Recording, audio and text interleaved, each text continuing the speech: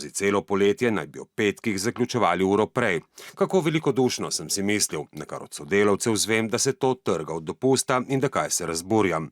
Naslednje, ko ne bo dela zame, moram prej domov, tudi po 3 ure. To se prav tako trga od dopusta. Če delodajalec ne zagotovi dela, to ni volja ali krivda delavca in delodajalec ne sme obračunati njegovega rednega letnega dopusta, ne sme mu pisati minus ur, niti ne bi smel tega šteti kot neopravičeno odsotnost. Delodajalci jih samo ustno pošljajo domov, potem pa delavec nima pisnega dokazila, da je upravičeno odsoten z dela. In na tak način se tudi pogosto v gradbeništvu in drugih sorodnih dejavnostih proizvodnja, čistilni servisi in tako naprej se znebijo delavcev na lahek način. To je predvsem praksa pri delodajalcih iz tujine, ki s tujimi delavci delajo v Sloveniji.